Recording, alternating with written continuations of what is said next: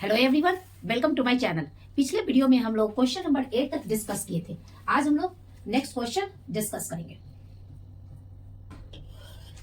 The antibodies. अगर हम लोग एंटीबॉडीज की बात करें तो ये एक प्रोटीन होता है जिसे इम्यूनोग्लोब्यूलिन या ग्लाइकोप्रोटीन कहते हैं। In the blood are secreted bye.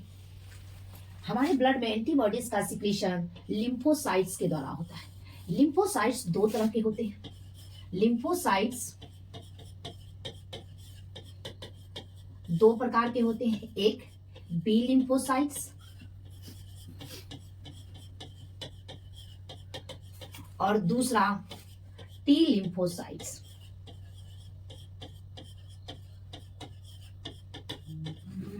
B lymphocytes antibody बनाता है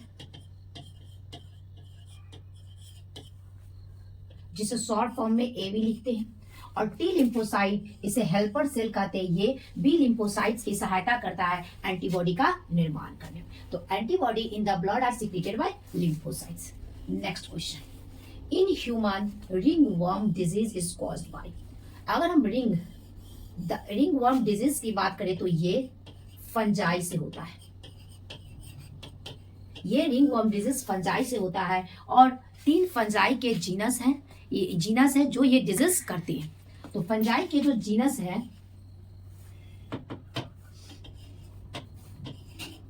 जीनस जिसके कारण रिंगवर्म डिजीज होता है वो इस प्रकार है।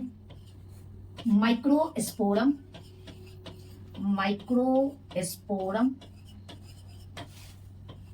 ट्राइकोफाइटन,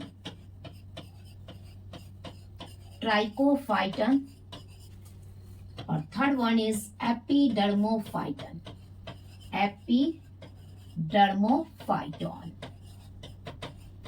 ये 3 जीनस है फंजाई के जो रिंगवर्म डिजीज करते हैं, और जीनस को प्लूरल में जेनरा भी कहते हैं। तो अगर हम लोग ऑप्शन को देखें तो इन human ringworm disease is caused bye, bacteria नहीं होगा, वायरस नहीं होगा, वर्म्स नहीं होगा। हमारा सही आंसर हुआ फंजाई। नेक्स्ट वन देखते हैं, लेप्रोसी। अगर हम लोग लेप्रोसी की बात करें तो यह एक बैक्टीरिया से होने वाला डिजीज है जिसे कोरिया कुष्ठ रोग कहते हैं। और ये जो लेप्रोसी है बैक्टीरिया जिसका नाम है माइकोबैक्टीरियम लेप्री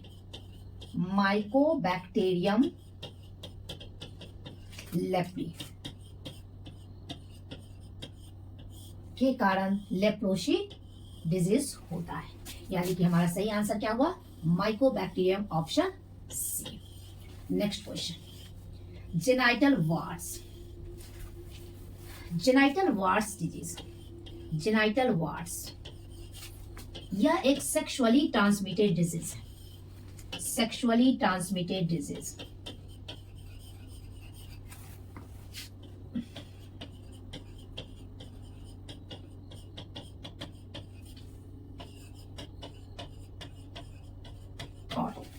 इस डिजीज के पैथोजन है ह्यूमन पैपिलोमा वायरस, यानी कि ये वायरस से होने वाला डिजीज है। इसके पैथोजन है ह्यूमन पैपिलोमा वायरस। अगर हम लोग ऑप्शन को देखें तो हमारा सही आंसर हुआ D, papilloma virus. Next question देखते हैं,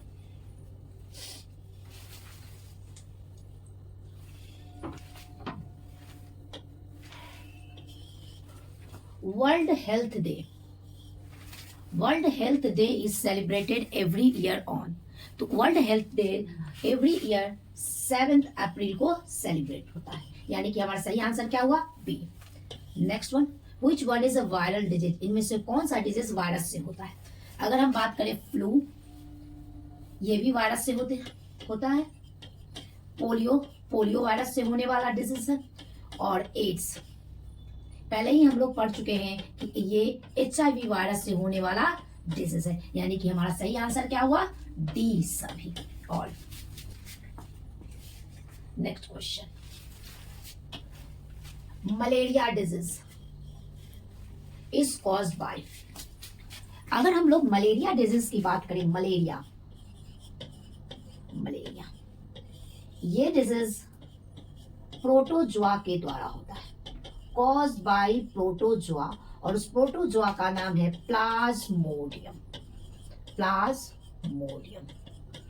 और ये मलेरिया डिजीज एक इंसान से दूसरे इंसान में फैलाने वाला वेक्टर है फीमेल एनोफिलिस मॉस्किटो, यानी कि इसके जो ट्रांसमिटिंग एजेंट है, इसके जो वेक्टर हैं जो एक से दूसरे में इस डिजीज को फैलाते हैं, वो है female Anopheles mosquito. Female Anopheles mosquito. अगर हम लोग डिजीज की बात करें तो कभी भी कोई भी डिजीज एक इंसान से दूसरे इंसान में फीमेल मॉस्किटो फैलाती, कभी मेल डिजीज नहीं करते हैं। तो अगर हम ऑप्शन को देखें तो ए में है मेल क्यूलिक्स, मेल कोई डिजीज को ट्रांसमिट ही नहीं करता, फैलाता नहीं। मेल एनोफिलिस, ये भी नहीं होगा।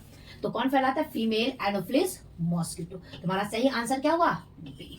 लेकिन हमारे पास एक और ऑप्शन है फीमेल एडिस। ये जो फीमेल एडिस मॉस्किटो है वो डेंगू, चिकनगुनिया, येलो फीवर इसके ट्रांसमिटिंग एजेंट है। तो ये female Aedes mosquito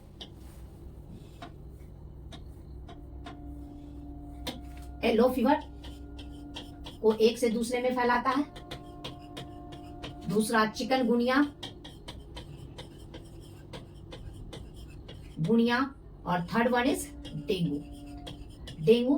dengue fever. ये बहुत कॉमन है, ये वायरस से होता है, और जब भी डेंगू फीवर होता है तो उस इंसान में प्लेटलेट्स की जो संख्या होती है, उसका जो काउंट होता है वो कम हो जाता है। Next one and last question, which of the following is an example of auto immune disease? इनमें से ऑटो इम्यून डिजीज कौन है? तो रिमेटॉइड अर्थराइटिस, ये एक प्रकार का ऑटो इम्यून डिजीज है, यानी कि हमारा सही आंसर क्या हुआ? बी। Thank you.